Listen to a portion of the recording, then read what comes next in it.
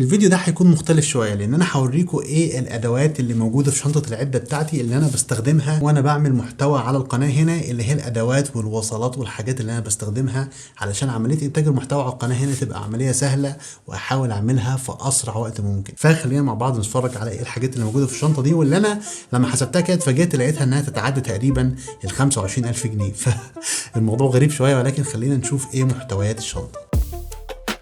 اولا الشنطه دي من براند اسمه ويفو زي ما انتم شايفين. انا اصلا مش عارف انا بنطق اسمه صح ولا لا، ولكن هذا هو البراند. الشنطه دي سعرها 300 جنيه، جبتها من سمارت كشك، هتلاقوا اللينك بتاعها موجود في الديسكربشن، وان شاء الله الحاجات اللي موجوده في الشنطه كلها هحط اللينكات بتاعتها والاسعار بتاعتها هقول لكم عليها. الشنطه دي الخامه بتاعتها كده من بره عامله زي الجينز شويه، وفي ايد ليها من هنا عشان تقدر تمسكها منها، وما فيهاش غير سوستتين. السوسته الاولى اللي هي السوسته اللي بره دي، ودي انا مش حاطط فيها اي حاجه، والسوسته الثانيه هي السوسته الاساسيه اللي دخلنا بقى على التفاصيل كلها. خلينا نعمل الشنطه كده ونفتح السوسته مع بعض. اوكي، هيظهر لنا هذا الشكل اللي فيه حاجات كتيره جدا انتم ممكن تستغربوا منها، ولكن خلينا نبدا كده حاجه حاجه علشان ما نتلخبطش. نبدا بالجزء اللي فوق هنا اهو. الاول دي وصله انا جايبها من يوجرين، طلبتها من امازون، سعرها كان تقريبا 170 جنيه. دي وصله تقريبا نص متر تايب سي لتايب سي، ولكن ناحيه ميل وناحيه فيميل. دي بستعملها كوصله تطويل لو انا معايا حاجه الوصله بتاعتها قصيره ومحتاج اطولها شويه، فالوصله دي تنفعني جدا في الموضوع ده. خلينا نحط الوصله في مكانها. الوصله اللي جنبها دي من غير ما اطلعها هي وصله مايكرو يو اس بي، مخليها احتياطي لو انا معايا جهاز قديم او حاجه قديمه عاوز لها وصله للشحن او لنقل الداتا بستخدمها فيها. وعندي هنا سوسته لو جينا فتحناها، طبعا الوصله هنا مضايقاني شويه، ولكن anyway السوسته هنا دي متقسمه. الشبكه اللي فيها دي لجزء كبير وجزء صغير. الجزء الصغير ده انا حاطط فيه الوصلات والتحويلات اللي هي من تايب سي لتايب اي وحاجات زي كده اهو. يعني دي وصله اهي، وفي وصله العكس، يعني دي من تايب سي لتايب اي. دي هي برضو معايا اتنين سوري. وعندي هنا فلاشه، ناحيه منها يو اس بي عاديه والناحيه التانيه يو اس بي سي.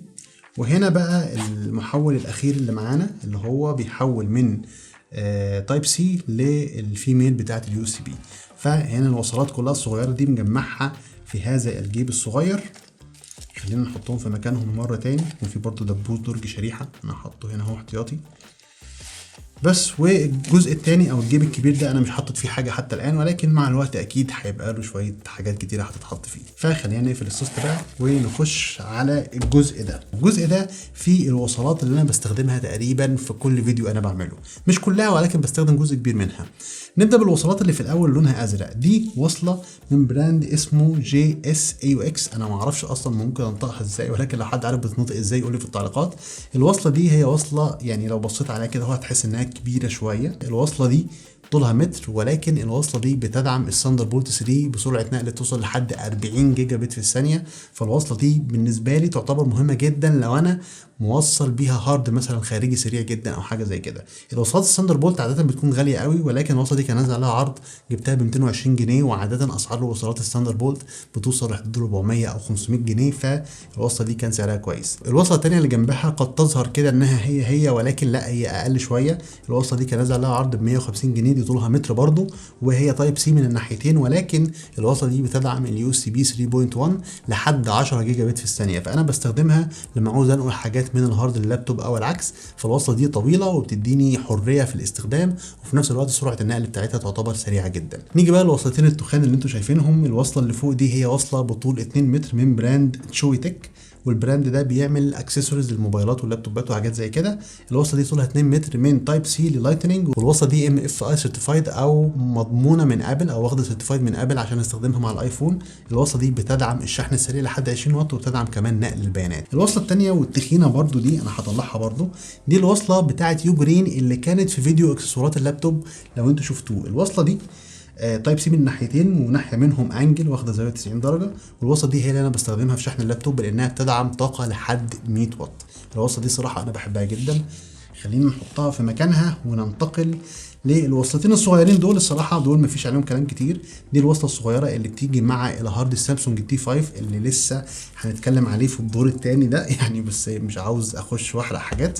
فالوصله دي بتدعم النقل السريع اللي جاي مع الهارد.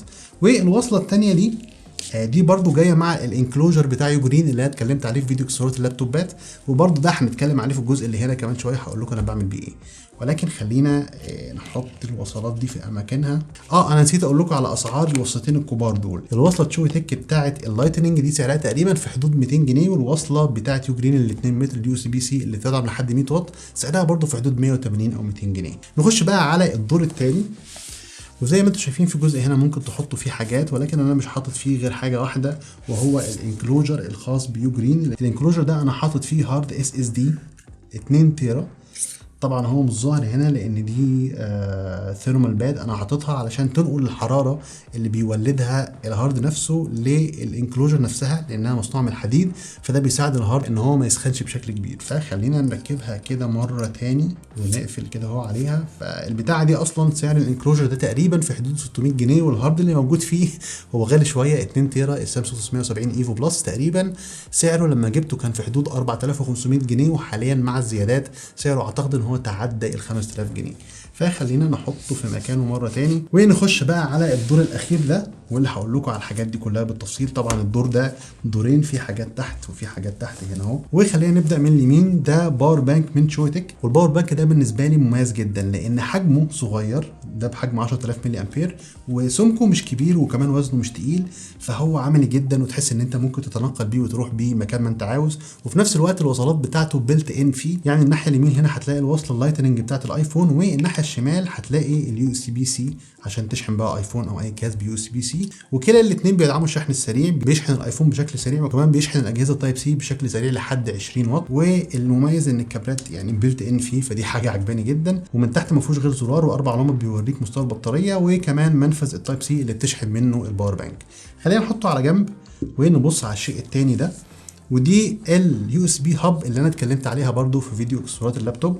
اليو اس بي هاب دي سعرها تقريبا في حدود 1200 جنيه، وده لان فيها منافذ كتيره جدا، فيها 2 يو اس بي 3، وفيها منفذ كارت الميموري الكبير والصغير، وكمان من الناحيه الثانيه فيها منفذ اتش دي ام اي بيدعم ال 4K لحد 60 فريم في الثانيه، وده نادرا في اليو اس بي هابس اللي زي كده. وفي كمان منفذ تايب سي بتقدر من خلاله تشحن اللابتوب حتى وانت موصل في اليو اس بي هاب ده، وكمان في منفذ للانترنت هنا علشان توصل الجهاز بالانترنت.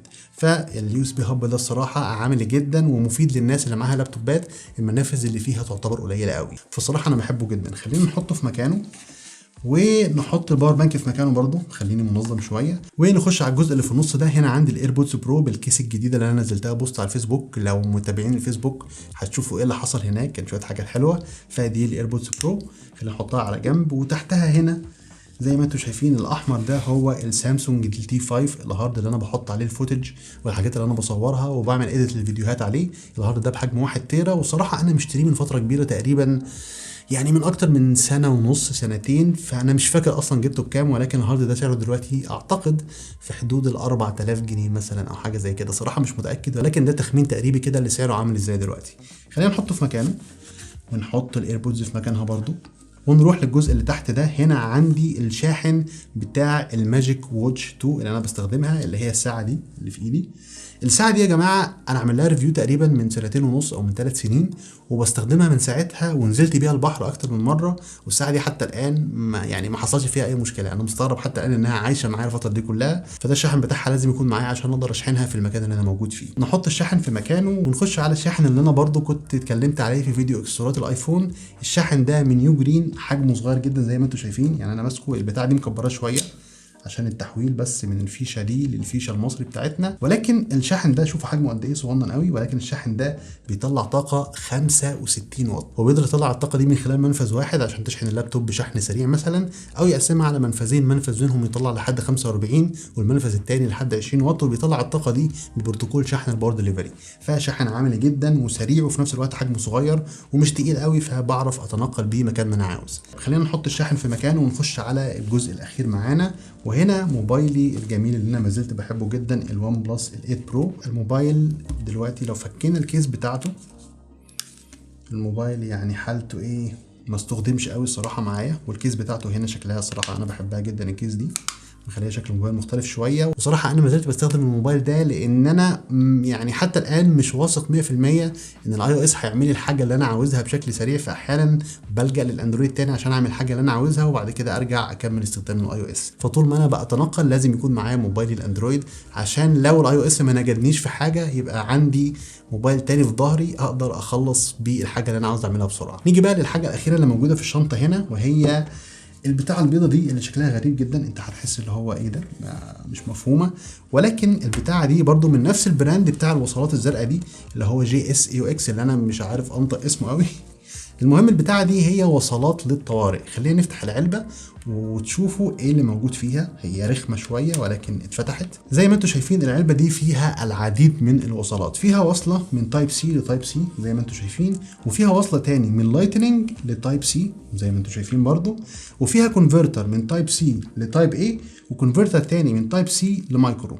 فانت حرفيا مع الكونفرترات اللي موجوده دي والوصلتين دول تقدر تعمل وصله من اي حاجه لاي حاجه حرفيا. يعني ممكن تعمل وصله من لايتنينج لمايكرو USB اللي هو مفيش حاجه كده اصلا في الوجود، بس انت تقدر تعملها من خلال هذه الوصلات. وكمان هنا في عندك دبوس بتفتح بيه درج الشريحه، وعندك هنا مكان صغير ممكن تحط فيه شريحه الموبايل بتاعتك.